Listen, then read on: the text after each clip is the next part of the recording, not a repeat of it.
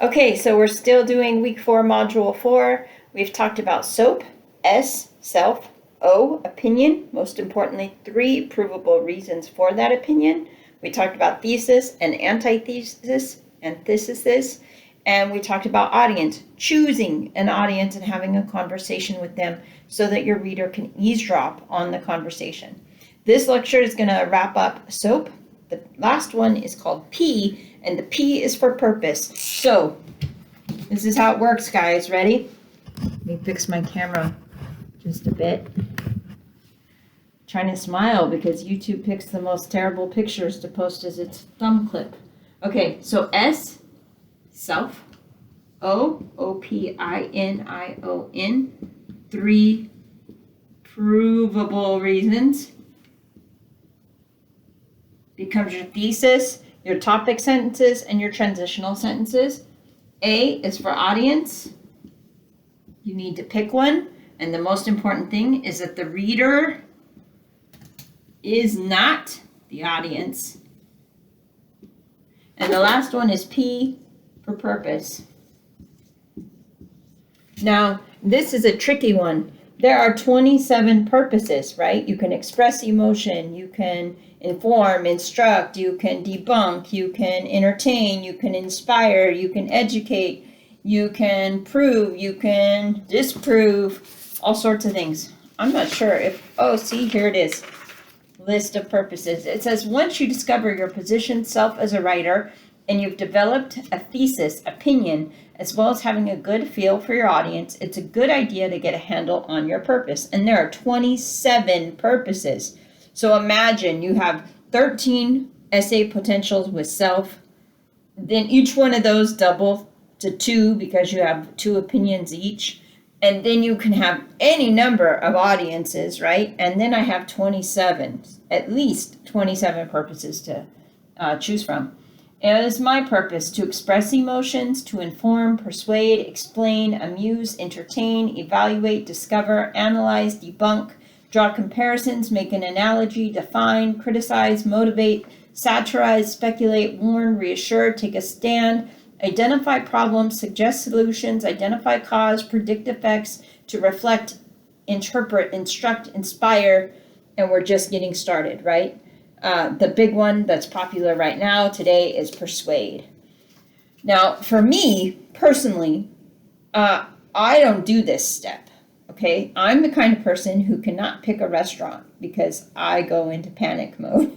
So too many choices for me, and I start to kind of freak out. So I'm totally willing to choose the self, identify an opinion, and pick an audience. But for me, my purpose never changes. If you like trying a new restaurant every time you go out, then perhaps you're going to love playing with purposes. But what you need to know is that each one of these purposes, that's an essay. And so you have to commit to it, just like you do audience and just like you do self and opinion, right? For me, what I have found is that I only stick to 2 purposes, and I would write these down. Purpose number 1 for me is to get an A with a guaranteed structure I don't have to think about. A's are money, structure is time. And so that combination is a winning combination for me. I don't mess around with it. My template works. I can grow it or shrink it as I need it, and I don't mess around with it, right? So that is my purpose. The second purpose that I subscribe to is this, write it down, to prove my opinion is valid, and I do this through logic, research, and evidence.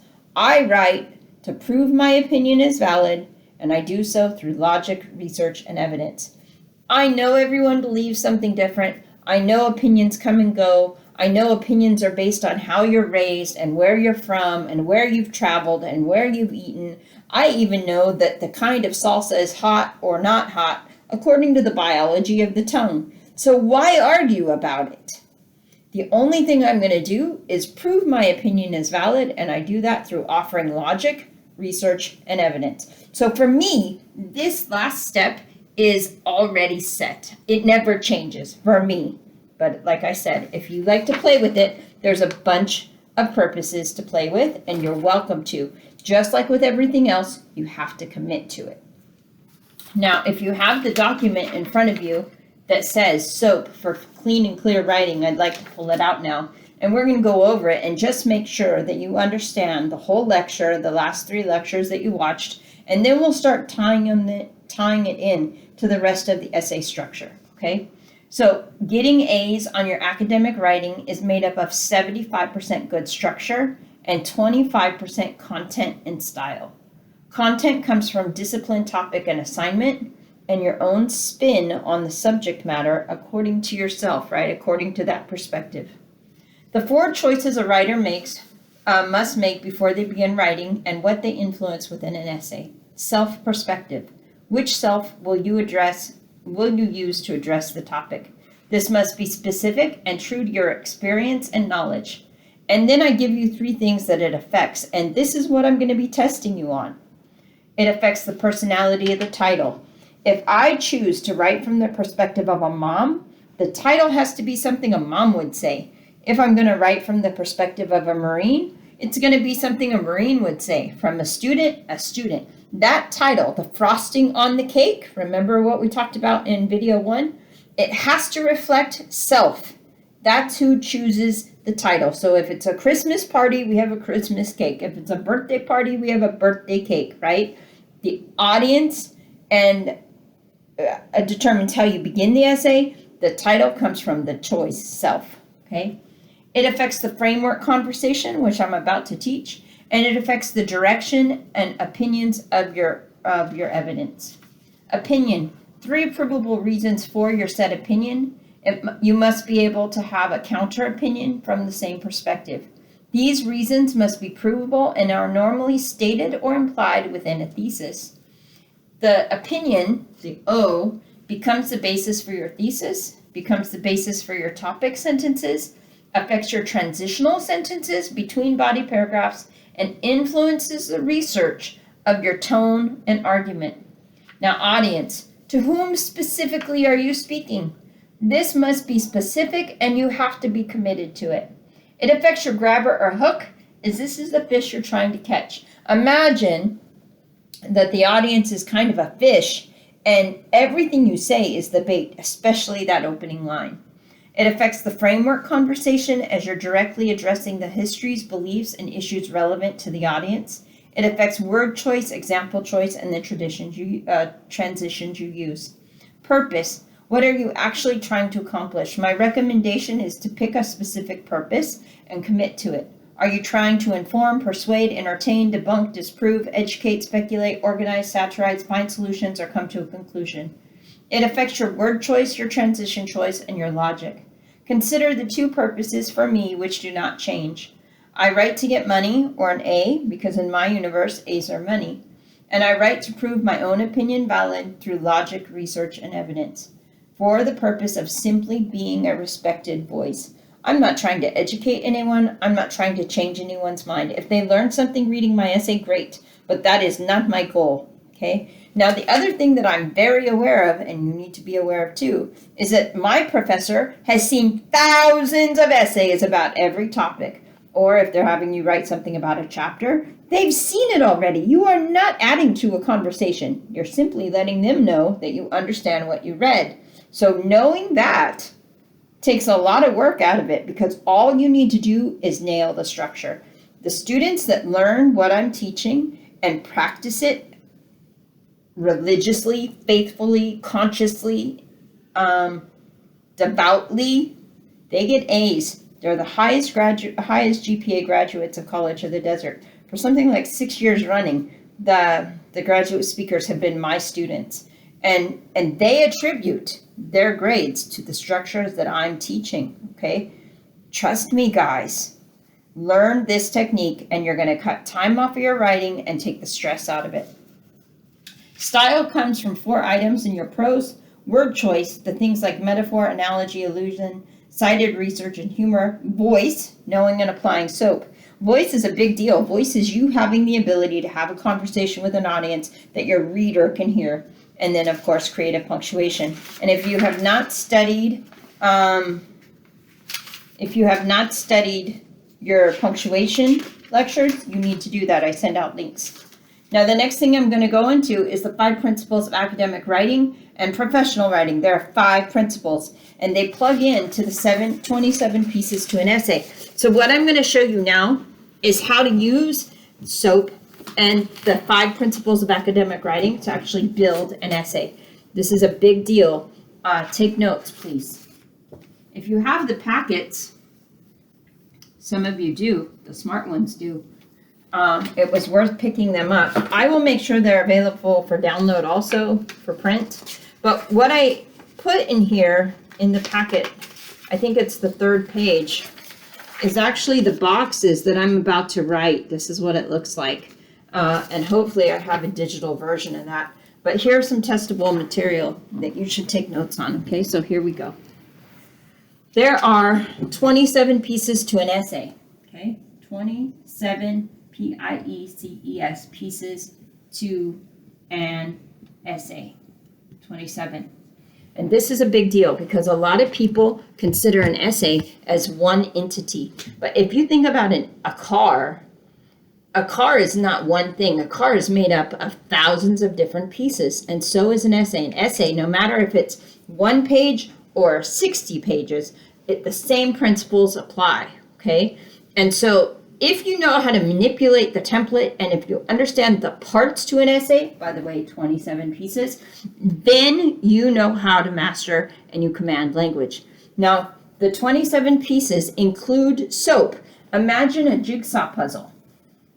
These corner pieces count as your first 4 because these are the choices that you're making before you begin to write. And then within that, you have the rest of the 27 pieces. They work together to fill in the whole picture. And when you use the template, by the way, the template's in color. The perfect paragraphs were in color. Some of you played with that. I really appreciate it. And by the way, you should read your graded comments. And we're going to put the red pieces together and then the blue pieces together. And then we're going to look for a red and a blue transition. Just like you put together a jigsaw piece, that's how we're going to put together this essay.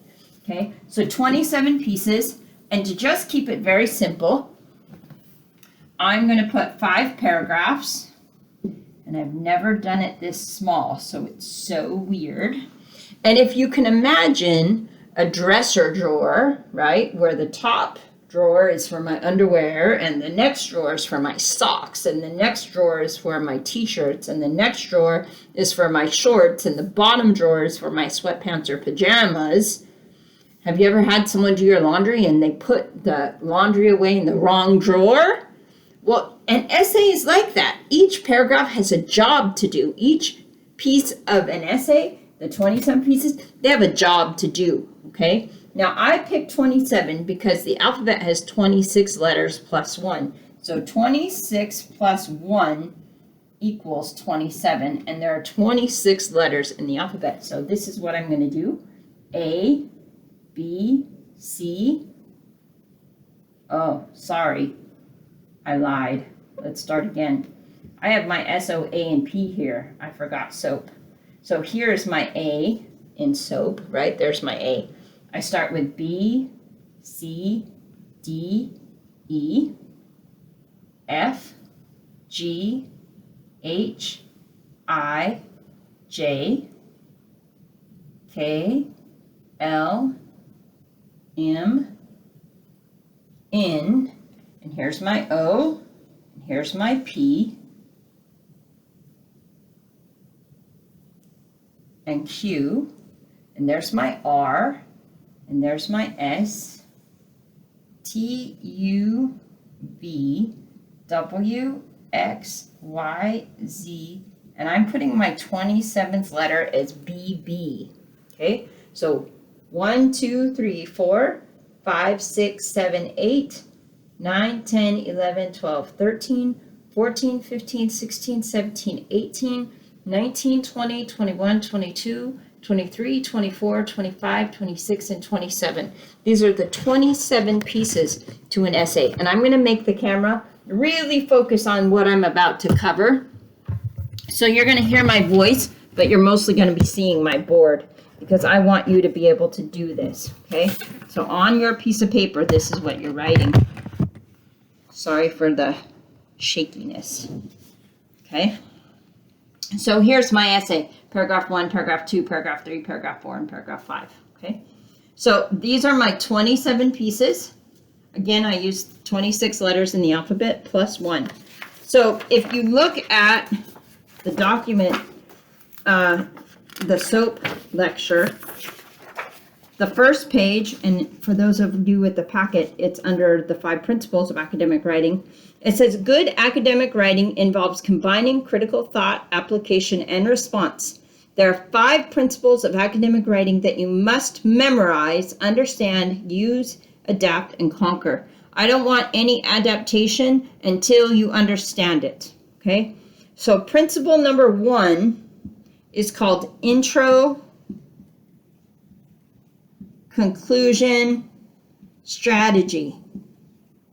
And according to this document, this is the idea that where an essay begins, it must end. So we begin with the title, and we're going to end with a direct or implied title reference. Direct or implied title reference. We start with the title, we end with a title reference. Okay? The next thing is the grabber or hook. And if we start with a grabber or hook, we have to end with the grabber or hook. So we're going to begin our conclusion with a grabber echo. Now the grabber is typically 1 to 3 sentences. The grabber echo is 1 to 3 sentences, okay? So I'm back on the sheet and it says, intro, conclusion, strategy. Where a piece of writing begins, it must also end. In the introduction, the grabber is normally 3 to 5 sentences long. This happens in 2 places specifically. When I say this, I'm talking principle number 1. The title and a direct or implied title reference, and then the grabber and the grabber echo. The 10 most common introduction grabbers are question, statement, fact, statistic, analogy, anecdote, which is a story, humor, sarcasm, drama, dialogue, opinion, and quote. Now, the title has to do with self. The grabber has to do with audience, right? If I'm talking to lawmakers, are they going to want quotes or are they going to want sarcasm? Quotes, right? If I'm talking to teenagers, are they going to want statistics or sarcasm? Probably sarcasm. I pick the kind of grabber according to my audience. Okay, so that's where SOAP comes in. Once you have that determined, you know how to pick your grabber. Once you have yourself, you know what to say for your title. Now, when we talk about title, title reference, grabber, grabber, echo, what we mean is, let's say my title is something like Chasing Green. Then my title reference is going to say, once you get your degree, the chase can stop and the spending can begin. This is a direct or implied reference to the moment that you began the conversation, okay? If I start with a story, I'm going to tell the rest of the story. If I start with a statistic, I'm going to come back to the statistic. If I start with a certain author or a quote, I'm going to come back to that author or idea. If I start with a joke, I'm going to give the punchline. Wherever you begin, you must also end. Okay, so this is principle number 1, intro, conclusion, strategy. Now, I want you to think of it in 2 ways. Imagine, if you will, when we leave the desert, let's say to go to the beach, right? We go to the beach and we want to eat food, go shopping, and play in the water, right? There's my essay. I live in Indio, so here's my title, The Golden Sands of Indio. I happen to love Indio. I love the desert. It's my home. I guess I'm choosing to stay here as an adult. But I like to go to the ocean. I grew up on Catalina Island, and I've got pictures of ocean all over my house. So I like water. I just happen to also like the desert. So I like to leave once in a while. When do I feel like I've left the desert? Well, probably when I hit the windmills, right? At that point, I'm like, whoo, I'm out of Indio. Even though there's a lot of miles between my exit Jackson and the Indian, beginning of the windmills, I feel like I'm leaving the desert when I pass the windmills. Now I go and experience my essay. I go to Riverside to go shopping, and then I go eat at the, Long Beach sea walk thing, and then we go play in the ocean. At some point, we have to come home. My essay's over, right? At the beginning of the conclusion, I'm not going to be home until I get home. That's my title reference. But when do I get back to the desert? When I see those windmills. And that's my grabber echo. You don't start your concluding paragraph saying, in conclusion. That's disgusting. Or this last paragraph. No, you just give me a hint that we're wrapping things up, and I'll know where we're at. That's the windmills. That's the opening and the closing. That's your grabber and your grabber echo. Now, a second example would be a quinceañera or a wedding. I'm always the friend. I never get invited as a guest. And that means that I have to make decisions. Soap. What color is it going to be, and where to put the cake so it doesn't melt, and how do we make sure no one's going to trip over the power cords, right? Everybody else, they get to walk in, they see the title and the grabber, so pretty. They walk into the event, right? So after the wedding introduction, we have then the body of the event, right? You've got your eating, and you've got your drinking, and you've got your dancing, and you have your tradition, slip the slipper for a high heel, whatever you're going to do. And at some point, conclusion here, the MC or the friends, they need to decide how we're going to get rid of all these people before midnight. Now, the MC, they could get on the microphone and they could say, okay, everybody leave now, party's over. But in reality, that's not what happens. Us friends, we start putting the room back to where it was. We fold up the chairs, we clear the table, we pile the presents, whatever. And everyone out there drinking and dancing, out of the corner of their eye, they see that the room is going back to its original state, grabber echo, and that they have mental time to prepare for the end that's coming. That's how intro conclusion strategy is supposed to work. The next video, I'm going to cover 2, 3, 4, and maybe 5. By then, we should have a finished essay.